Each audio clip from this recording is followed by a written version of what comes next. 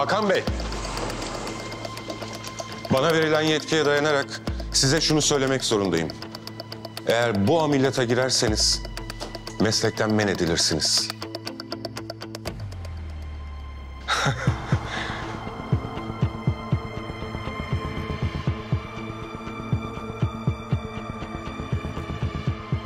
Bir daha ömür boyu doktorluk yapamazsınız. Arkadaşım bu öyle bir şey değil. Burada zamanla yarışıyoruz. Başka biri girsin. Yeter be! İhsan abimiz ölüyor lan burada! He? Ne yapıyorsunuz siz ya? Polis çağırın! Ne yapıyorsun sen? Hepinizi pişman edeceğim. Göreceksiniz. Hadi. Sen bittin oğlum, sen bittin. Gümüşoklu. Hocam. Bıçak muhtemelen karaciğere kadar geldi. O yüzden ameliyata başlamadan önce komprese başlıyorsun ve sakın el değiştirmiyorsun. Tamam mı? Tamam hocam. Hadi Onur, hadi. Hadi, çabuk. Ne? Kan grubu? Seninkiyle aynı. 0 negatif. Yeterli ünite yok mu? Yok, o gruptan yok Hakan. 2 tane bulursak öpüp başımıza koyalım. Ah be İhsan. Bir şeyin de normal olsun be kardeşim. Ah be İhsan. Tamam, ben 2 ünite kan verip geleceğim. Nasıl vereceksin? Siz ameliyathaneye hazırlayın. Ya Sen nereye ikinize hem kan verip hem ameliyat... Hakan!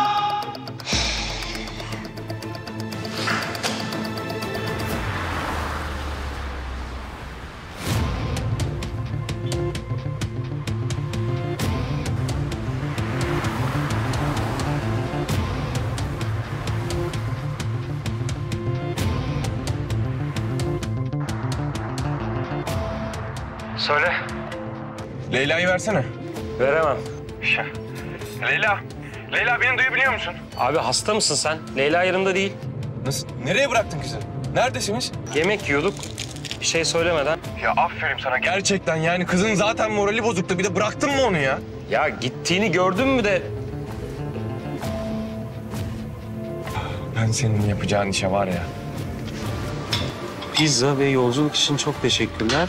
Bir soru vardı, cevabını verememiştim. Şimdi buldum, acil gitmem lazım. Telaşlandırdıysam kusura bakma. Alo. Ya ne diyorsun oğlum sen? Dalga mı geçiyorsun benimle? Ya ben değil ya. Leyla not bırakmış. Biliyorum nereye gittiğini. Hadi kapat.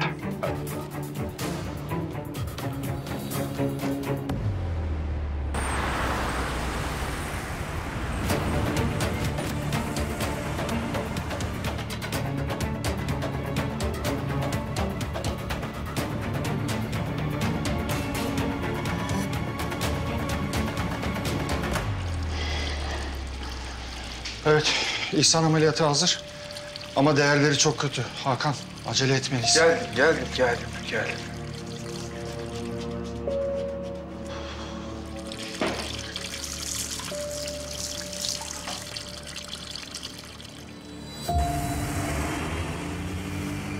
Tamam, teşekkür ederim.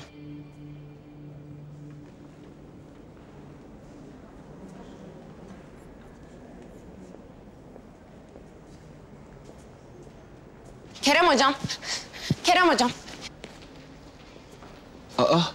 Leyla Hoca? Sorunuzu cevaplamaya hazırım. Ama görüşmemiz bitti maalesef. Bu benim için önemli. Hala kendinizi öldürmek istiyor musunuz diye sormuştum. Bunu mu cevaplayacaksınız? Neyi fark ettim biliyor musunuz? Ölüm beni korkutmuyor. Kadere inanırsanız ölüme de hayatın herhangi bir anı gibi bakabiliyorsunuz. Ama sırf korkmuyorum diye de başıma çok kötü şeyler geldi diye de kendimi öldürecek değilim. Ailemin ölümü, Cenk'in kazası, evet bunlar çok kötü şeyler. Ama o günleri yaşamak, o acıları çekmek hayatta olduğum anlamına geliyor. Bazen acı oluyor hayatı anlamlı kılan. Bazen de neşe. Ben bugün çok düşündüm hocam. Ben her haliyle hayata varım. Bilmiyorum, zaten belki de problem buydu. Ben o kazada bana bir şey olmadı diye, hala yaşıyorum diye kendimi şanslı hissettim. Bu yüzden hep kendimi suçladım. Bu yüzden nefret ettim kendimden. Ama artık nefret de etmiyorum. Acaba ailenizdeki kayıpları, başka hayatları kurtararak telafi etmiş olabilir misiniz Zehra Hoca? Hayır. Ben onaylanmak, kabul edilmek, takdir edilmek istedim. O yüzden aslında çoğunluk gibi ben de meslek seçimimi buna göre yaptım. Peki takdir edildikten sonra bu değilmiş deyip bu mesleği bırakmayı hiç düşündünüz mü? Hem de kaç kere. Hastalarım adına karar verdiğim her an. Ama sonra fark ettim ki ben zaten doktor olmalıymışım. Benim hayatımı anlamlı kılan bir şey varsa o da bu meslek. Bu benim için takdir edilmekten çok daha öte bir şey, çok daha öte bir duygu. Keşke bunları daha önce söyleseydiniz. Odadan çıktıktan sonra raporumu hazırlamış ve bitirmiştim.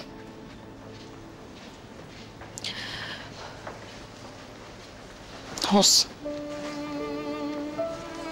Tamam hocam. Anladım, tamam.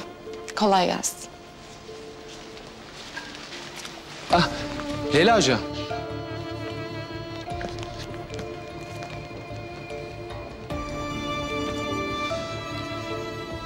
Raporunuzu Turgut Hoca'ya iletir misiniz rica etsem?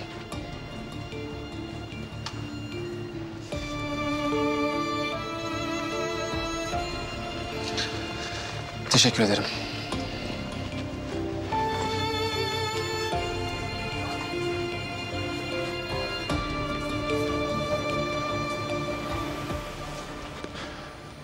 Tansiyon 90-50.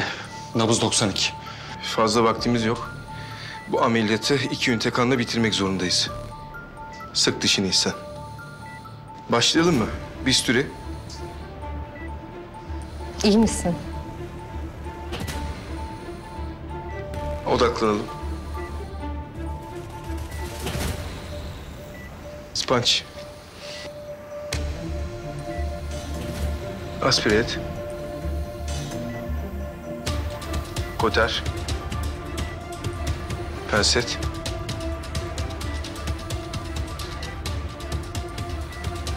Otomatik ekartör.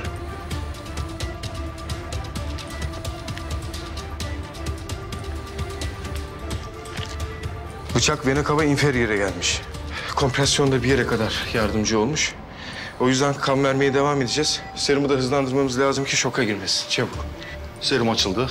Burada çok kan var. Aspire et, aspire. Aspire et. Başka bir yerde bir kaçak var. Karaciğer hepatik arter de delinmiş galiba. Pringle manevrası yapacağım. 2 ünite kanla halledebilecek miyiz? Yapacağız, yapacağız. İhsan dayanacak, biz de yapacağız. Kan ne durumda? Acele etmeliyiz. Sevil, Hakan Hoca'nın verdiği kan dışında yeni ünite kan stoğu gelmiş mi? Bakıyorum şefim. Çabuk. Önce vena cava'yı halledeceğim. Penset. Moskito pens.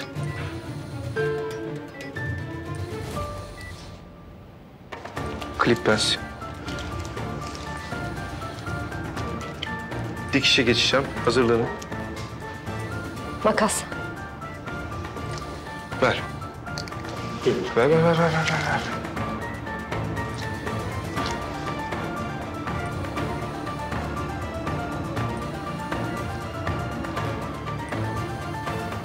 Kes. Kestim.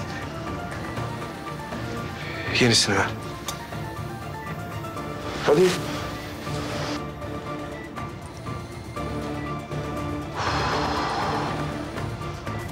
Yalçın hocam, sizi bazı gelişmelerden haberdar etmek için aradım.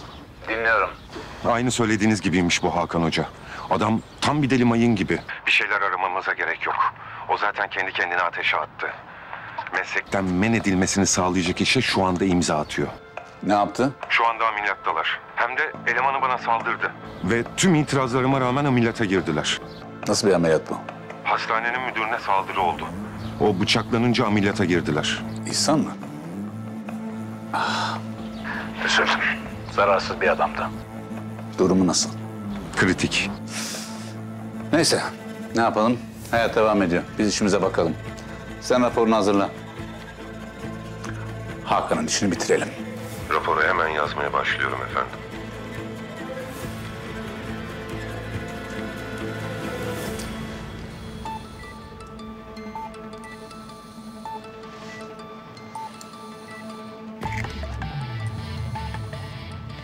Kes. Hakan iyi misin? İyi. Ameliyata odaklan. Kes. Maalesef stok kan yok. Aramaya devam ediyorlar. Sevil, 500 cc izotoniğin içine takviye koy. Hakan Hoca daha fazla dayanamayacak. Ya öyle saçma şey olmaz. Neye tamam? Ameliyat yapıyorum burada, bırak. Ya sen durumunun farkında değil misin? Hakan o serum bağlanacak. Sevil ne bakıyorsun? Hadi getirsene. Kes. Fazla vaktimiz yok. Ama Mine haklı Hakan. Ameliyata bırakamam. Alt ekstremite üstünden takın. Ben devam edeceğim. Oluyor mu öyle? Olur. Çok da güzel olur.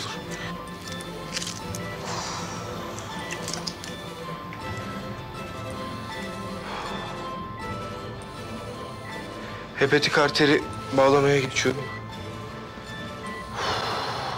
Tansiyon 80-50. Nabız 70. Kanda durum ne? Çok da hızlı olmalısın Hakan.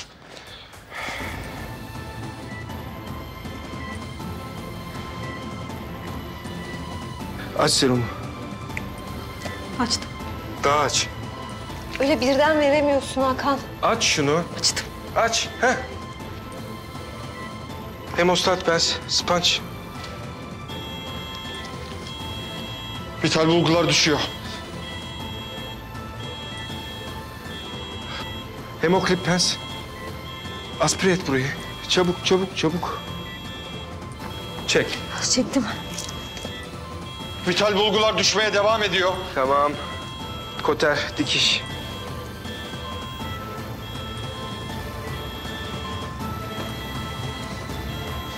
Kanamayı durduruyorum. Dayan İhsan, dayan. Hadi İhsan. Kanayan damarlar şimdi kapanacak. Az sabır.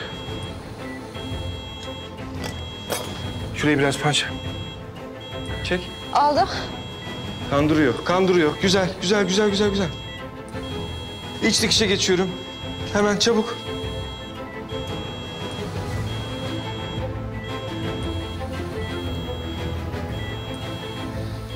Kes. Kestim.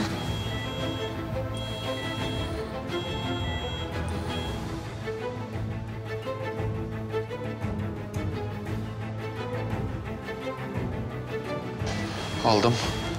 Çabuk. VF'ye girdi. Satürasyonu arttırıyorum. 1 miligram adrenalin. Dış dikişe geçiyorum. Kaldır, kapat hastayı. Panç getir. 2 miligram sodyum bikarbonat veriyorum. İhsan bizi bırakma ne olur. Kalp masajı, Turgut. Kalp masajı. Tamam, başlıyorum.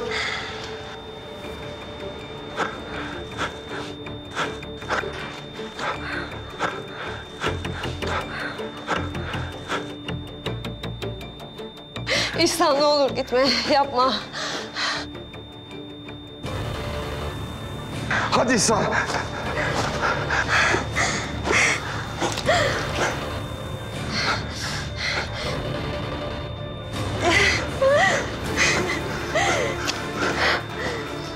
Tamam, bana bırak. Hadi İhsan. Hadi. Sen de.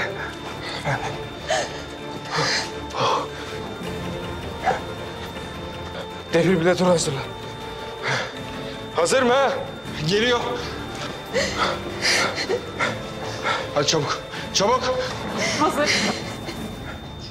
Hazır. Çekil. 3, 2, 1. Tekrar yükle. Tekrar yükle. Hadi İhsan. Hadi. İhsan bırakma bizi İhsan. Hadi İhsan. Çekil. 3, 2, 1. Devam.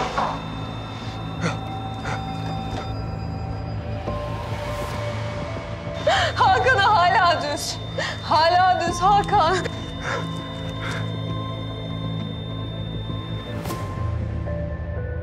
Hadi. Öldü. İhsan abi. Hakan öldü. Hakan.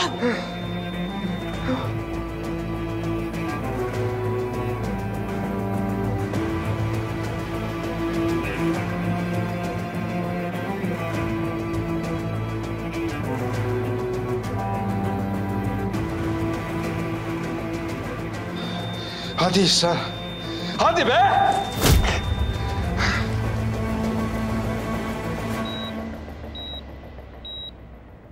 Döndü. Hakan hocam geri döndü.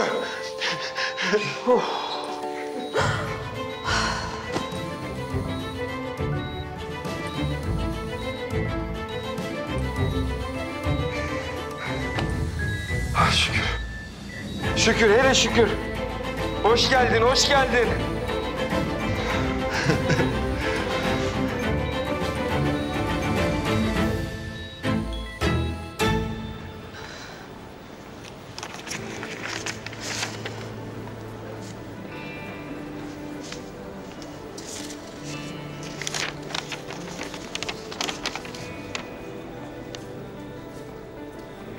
Kendisini bir hastanın kalbini elinde tutabilecek kadar bu mesleğe adamış birine yalnızca Gümüşok ve Uluçınar'ın değil, bütün ülkenin ihtiyacı vardır. Bu meslek cesur doktorlarla değerlidir.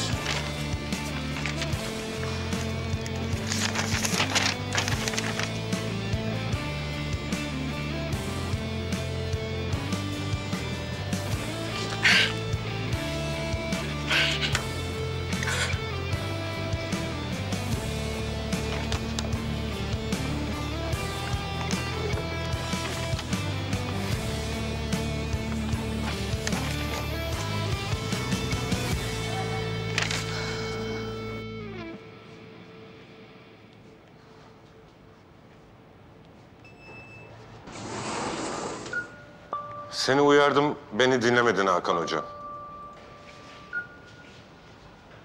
İyi ki de dinlememişim. Arkadaşımın hayatını kurtardım. Ve çok mutluyum, çok huzurluyum.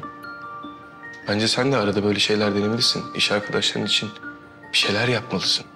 İnan bana, insan kendini çok iyi hissediyor. Yapıyorum, merak etme. Hakkındaki rapor yetkililere ulaştığında bir daha doktorluk yapamayacaksın.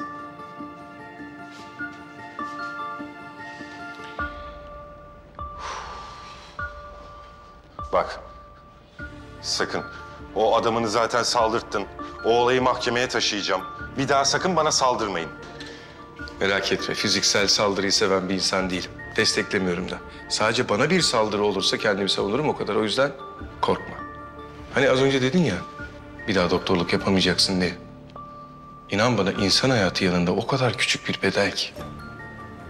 Ben dostumu kurtardım. O yüzden içim çok rahat.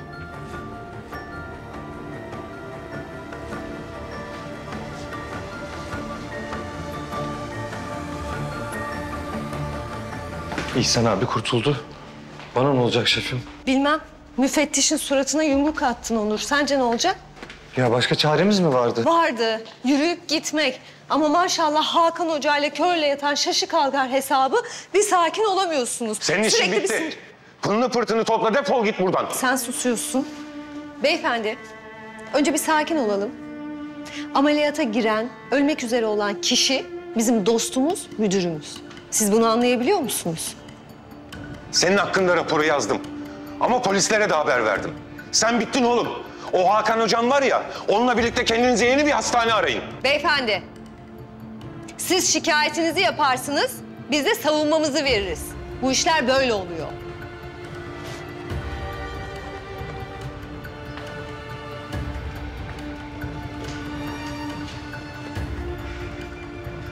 Sonra ben dövünce bana patlıyor. Kendini haklı çıkarmaya çalışma Onur.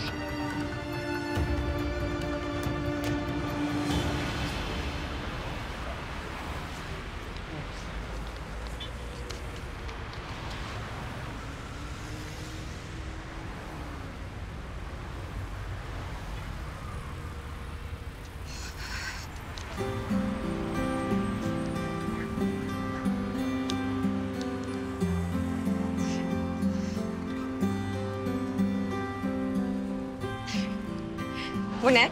Tahmin et bakalım. Birden ortadan kaybolduğun için ceza mı verdiler sana? Müfettiş raporu. Olumlu. Demek ki her şeyi arkada bırakıp karalar bağlamaya gerek yokmuş. Vallahi haklısın, ne diyeyim. Bir de psikolog şey dedi. Yok tamam, bunu söylemeyeceğim. Söyle. Yok söylemeyeceğim. Sonra kendini övüyor falan dersin. İyi olmana sevindim. Gerçekten. Sen neden geldin? Böyle birden ortadan kayboldun. Ben de merak ettim, peşinden geldim. Bir de Berk'le olduğumu öğrenince. Alakası yok. Gerçekten. Bu istifa dilekçeni geri almamız gerekiyormuş işleme konmadan. Akşama kadar vaktim varmış. Anladım. O zaman sağ ol ta buraya kadar geldiğin için. Yani bu adam acaba neden benim hiçbir şeyim değilken peşimden geliyor? Hayret bir şey ya. Nasıl ya? İçindeki ben böyle mi konuşuyorum? Hayret bir şey ya. Bu hiç benim tarzım değil Ömer. Ha gerçi evet, sen bahaneler bulursun. Böyle etrafından dolanırsın. Öyle yapmıyorum yani, artık öyle yapmıyorum. Pat pat cevap veriyorum sorulara. Aynı psikoloğa verdiğim gibi. Sor. Sonra kızmak yok ama. Oo, büyük geleceksin yine belli. Gel be gel. Zaten bugün çok büyük şeyler yaşıyorum. Sen de gel, sor hadi. Sor. Tamam. Hani bana ben seni neden seveyim diye sormuştun ya. Evet ve bunun cevabını hala senden bekliyorum. Bunu sen cevaplayacaksın. Ben seni neden seveyim? Ben de bilmiyorum. ama her sabah uyandığımda neden ilk seni düşünüyorum? İyi bir dizi film izlediğimde neden sen de yanımda ol istiyorum? Acilde o karmaşanın içinde seni görünce yüzümde neden aptal bir gülümseme oluyor? Bilmiyorum.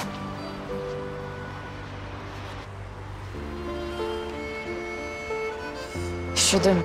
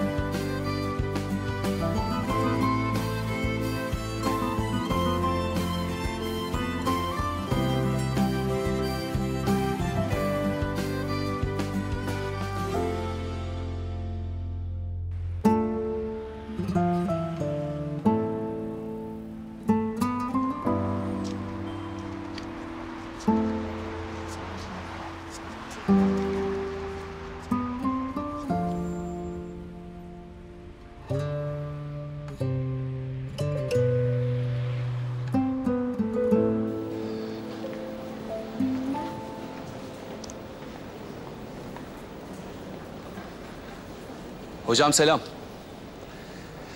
Leyla Hoca'nın raporunu verdim. Neyse ki duymak istediğim cevapları verdi bana. Ama neredeyse doktorluk vicdanımı baskı altındayken kaybediyordum. Büyük bir hatadan döndüm. Doğru olanı yapmışsınız. Sizin için sevindim. Özlem nasıl? Kızımın adını hatırladınız. Hatırlamaz mıyım canım? O benim en genç hastamdı. Hatta bana hediye ettiği oyuncak da odamda duruyor. Sayenizde evladım hayatta. Hocam biliyor musunuz? Uluçınar'a ilk geldiğimde sizin gibi yetenekli bir hekimin burada neden çalıştığını anlamamıştım. Ama artık anlıyorum. Birbirine ve size bağlı muhteşem bir ekibiniz var. O bir hastanın kalbini elleriyle tuttu. Orada başka doktorlar da vardı ama bu riski o aldı. Hem de en ufak bir tereddüt etmeden. Bakın böyle değerli bir doktorun, Leyla'nın hayatı sizin ellerinizde. Lütfen elinizi vicdanınıza koyun ve baskı altında kalmadan en doğru kararı verin. Uluçınar'ın Leyla'ya, Leyla'nın Uluçınar'a ihtiyacı var. Bulunacağınız yanlış bir teşhis onun hayatını karanlığa sürükleyebilir. Bunlar Leyla Hoca'nın hastalarından gelen teşekkür mektupları. Teşhisinizi koyarken yardımcı olacağını düşünüyorum. Sadece Leyla Hoca'yı değil, hastalarını da düşünün, olur mu? İyi günler. Anlattıkları doğrudur. Biz burada birbirimiz için yaşarız. Hocam, bu kez Yalçın Hoca'ya yenilmeyin olur mu? Sizi gördüğüme çok sevindim. Hoşça kalın. Hoşça kalın.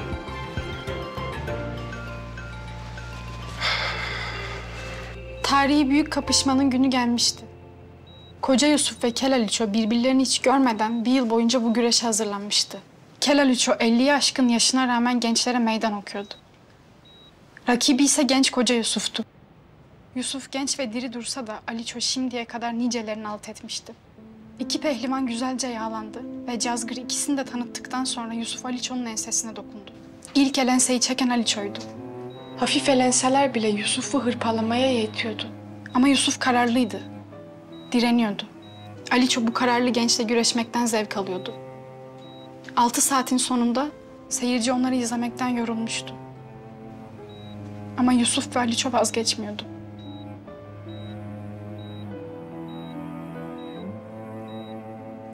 Sen de vazgeçme baba. Sakın vazgeçme. Senin gibi kararlıysa vazgeçmez. İnatçıysa vazgeçmez. Yani sadece benim inadım değil ki. Asıl Leyla Hoca olmasaydı ben ne yapardım? Babam için hala bir umut varsa onun sayesinde. Onunla tanışmak hayatımın en büyük şansı. Öyledir. Leyla bizim için de hastanemiz için de büyük şanstır.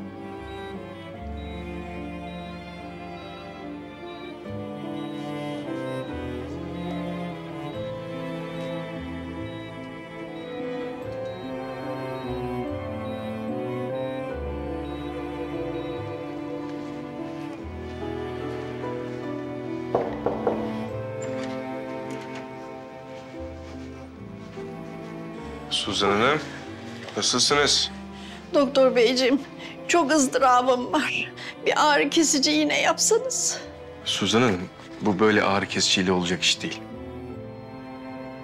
Değerlerinizde de artı yönde bir değişim yok. Böyle giderse de işimiz zorlaşacak. Çünkü ağrılarınız artacak. O yüzden sizi acil bir şekilde ameliyat almak zorunda kalabiliriz.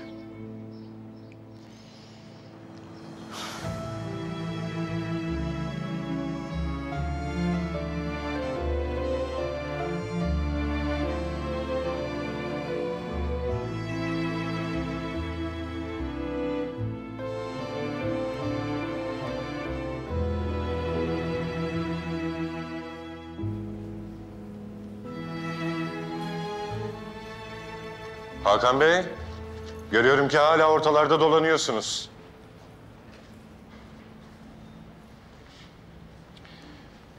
Vizit yaptım. Hastalarımın takibini bırakamam.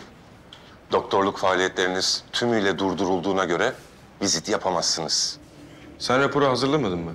Senin görevin bitmedi mi? Asıl benim sana sormam lazım. Sen hala ne dolanıyorsun buralarda? Senin derdin benimle mi? Eğer derdin benimleyse bana diyeceksin ki açık açık benim derdim seninle. Ama yok, sadece seninle değil, hastanedeki diğer arkadaşlarınla da derdim var diyorsan bana... işte o zaman ben bunu saldırı olarak algılarım. Ve tepende olurum, haberin olsun. Hiç gerek yok. Bir daha mesleğe dönmeni engelleyecek her şeyi yaptım. Ve bunun peşini bırakmayacağım. Sen bu hastaneden gidene kadar ben de gitmeyeceğim. Ya he.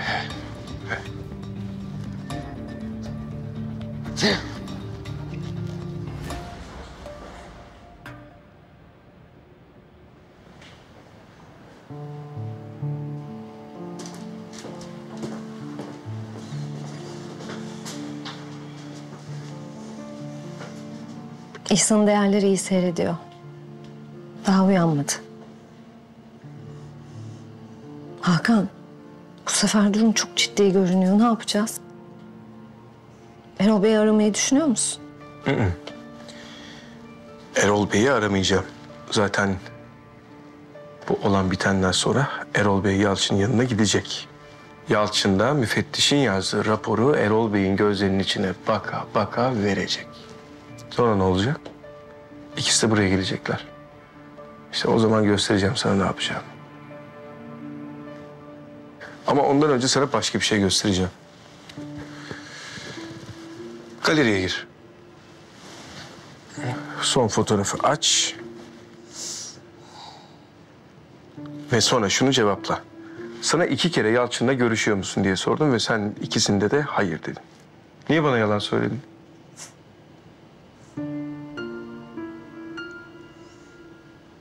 Şimdi anlaşıldı afraların tafraların sebebi. Sabahtan beri görmezden duymazdan gelmeler. Buymuş demek ki. Kim gönderdi bunu sana? Sorumun cevabı bu değil. Kim gönderdi bunu sana? Sorumun cevabı bu değil. Ben senin arkandan iş mi çeviriyorum? Hı? Yalçın'la iş mi çeviriyoruz? Güvenmiyor musun sen bana? Madem görüşmüyorsunuz, o fotoğrafta karşılıklı oturmuş ne yapıyorsunuz? Ne konuşuyoruz? Ne konuşuyor olabiliriz? Seni korumaya çalışıyorum, beni korumaya çalışıyorum, bizi korumaya çalışıyorum. Buradaki herkesi korumaya çalışıyorum. Sen bilmiyor musun Yalçın'ın neler yapabileceğini? Peki neden benden sakladın? Çünkü biliyorum Yalçın'ın bana ulaşmaya çalıştığını öğrendiğinde neler yapacağını. Gitmeyecek misin yanına? Niye arıyorsun diye sormayacak mısın? Dövmeyecek misin? Yalan mı? Sen bana nasıl güvenmezsin ya? Ben sana güveniyorum. Mine. Sadece bu fotoğrafı görmeden önce daha çok güveniyordum. Olay bu.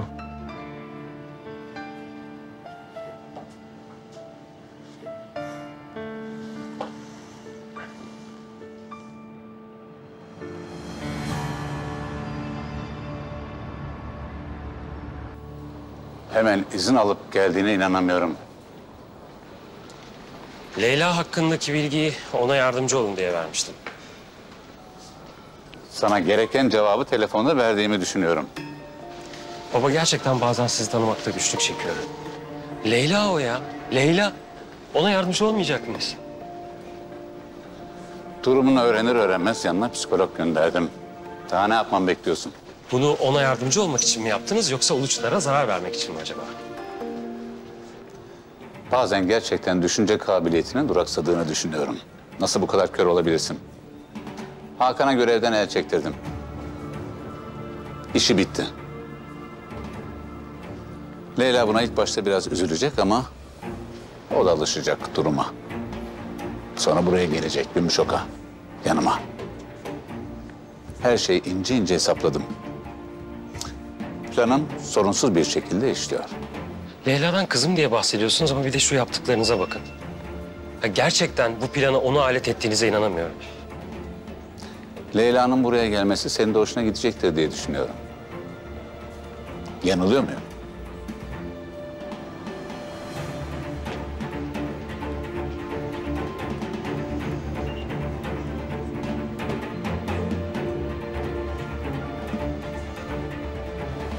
Ki ben buna pek katılmıyorum.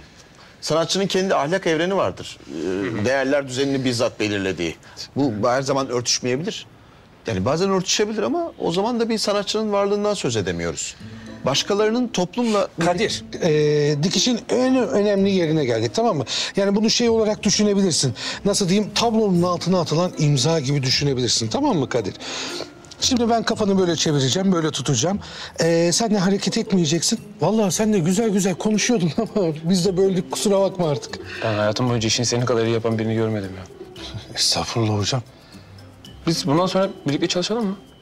Olur. İhsan abi iyi değil mi? İyi iyi. Ameliyattan çıktı, yoğun bakımda. İyi tabii canım. İhsan müdürüm yırtar. Yırtar o.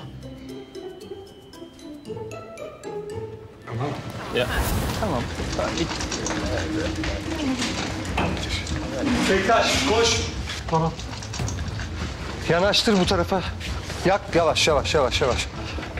Getir baş taraf bende. Hazır mısınız? Hazırım. 1, 2, 3. Hop.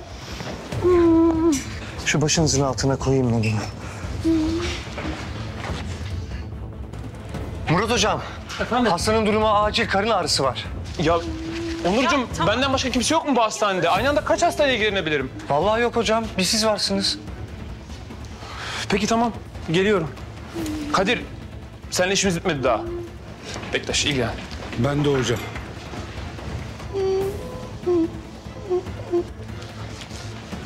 İyi misiniz?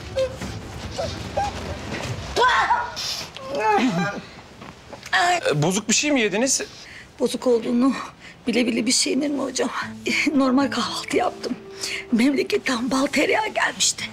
Ay biraz ekmeği fazla kaçırdım galiba. Ay midem çok ağrıyor. Ay. Anladım. İshaliniz var mı? Karnım kurulu kurulu ama sürekli kusuyorum. Evet. Peki başka bir yerde ağrınız? Göğsüm ağrıyor. Ay, boğazım yanıyor.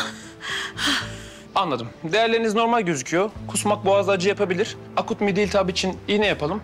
Metpamit ve sıvı takviyesi verelim. Tamam hocam. Geçmiş olsun. Ben yaparım. Sen iğnesini yap.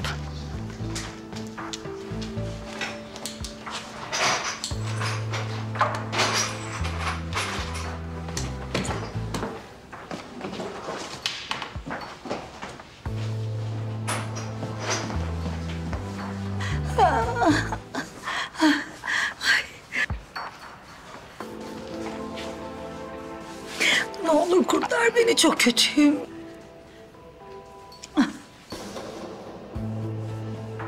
Ne yapıyorsun? Burada bir şey var.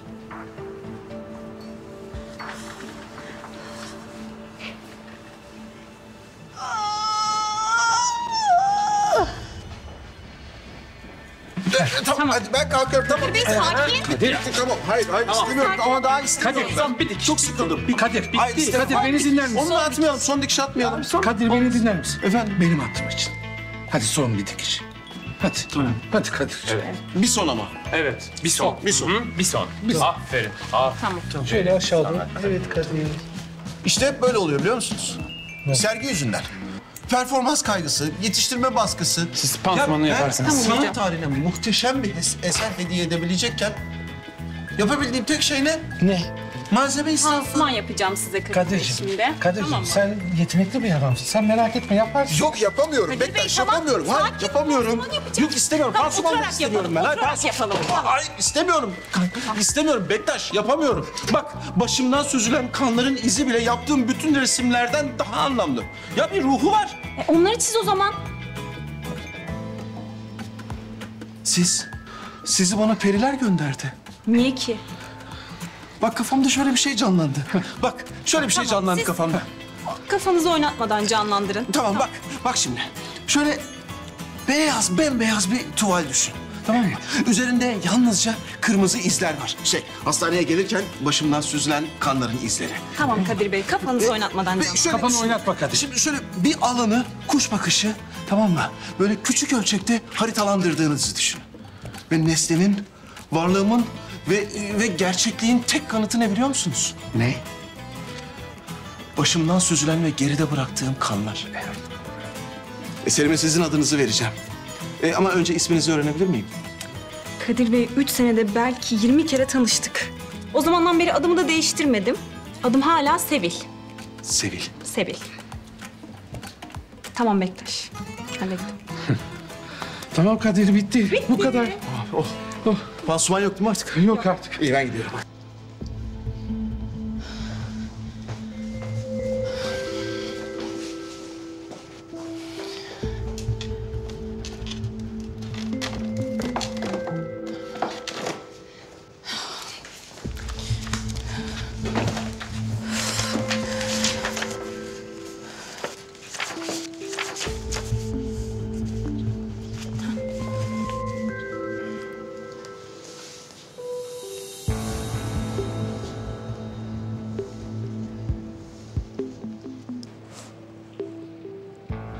Sen ne arıyorsun burada? Hiç. Çok özür dilerim. Pardon.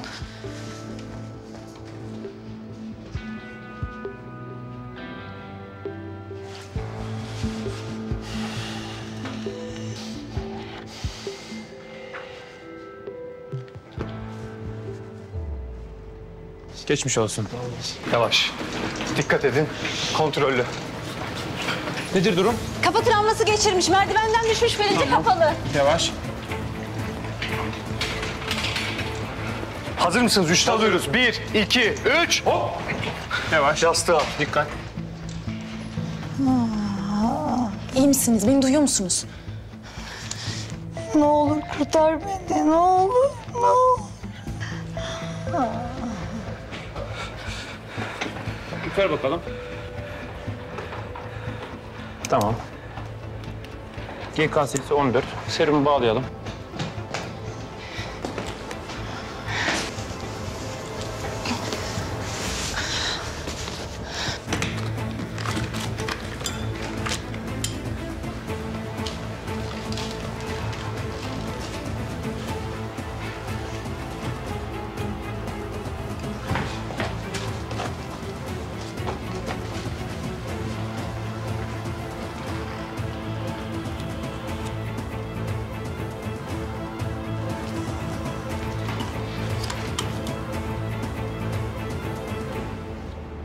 Bağlıyorum. Bağlan bakalım. Anka kuşu. Ya sen de hemen gör, hemen fark et yani. Ne var? İnsan bazı şeylerde özdeşlik kurabilir. Bir şey demiyorum ya. Seninle ilgili bir şey öğrendiğim için şu an mutluyum. Sen de art niyetlisin bence. Ama yani rahatsız oldum öyle imalı anka kuşu deyince. İmalı konuşmadım. Sen öyle yorumladın. Niye belirttin o zaman? Ya ne bileyim, benzettim sana. Yani ben zaten hep düşünüyordum. Yani bu zamana kadar bir sürü Leyla tanıdım. Ve hepsi birbirinden farklıydı. Ama tek bir şey değişmedi. O da bakışlarındaki anlam. Bu yüzden böyle bunu bir türlü kelimelere dökememiştim. Çok mu konuştum ya? Tamam ya. Sana da hiç takılamıyoruz tamam. Sağ ol ya Leyla İpek. Bravo, hiç şaşırtmadın. 2 tane güzel kelime söyledim. Hemen yüce yargının huzuruna çıkarıldım.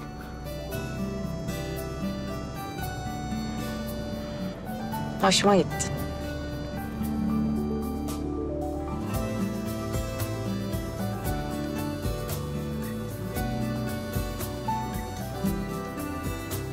Hastanede doktor mu yoktu? Bulamadım. Gerçekten Murat Hoca çok yoğundu. Ben de sesimi çıkarmadım. Ama kötü bir niyetim yoktu. Berk hastanede yoktu. Ömer de Leyla'nın peşine İstanbul'a gitti. Yaptığım şeyin çok riskli olduğunun farkındayım. Ama hastanın Müfettişler hala hastanede. Bizim çok dikkatli olmamız lazım. Ama maşallah biz müfettişle dövüyoruz. Her şeyi yapıyoruz. Çok haklısınız. Tekrar çok özür dilerim. Ama hasta hocam ölüyordu. Biliyorum onda sorun yok ama ben asıl başka bir şey merak ediyorum. Nereden bildiğimi merak ediyorsunuz. Sen kendi ülkende de mi hastanede çalışıyordun? Evet. Ve aerodermektazisi olan bir hastaya nasıl müdahale edileceğini de seyrederek öğrendim. Öyle mi? Yok öyle değil tabii. Okulda öğrendim. Nasıl okul? Kızım sen tıp mı okudun? Uzmanlığımı yeni almıştım. Yok artık. Buradayken birçok hasta çocuğa, kadına, birçok hasta insana yardım etme fırsatı da buldum. Kendi imkanlarımla tabii. O zaman sana çok açık ve net bir şekilde şunu söyleyeyim. O müdahale etmeseydi hastayı kaybedeceğimiz gerçeğini de unutmadan lütfen.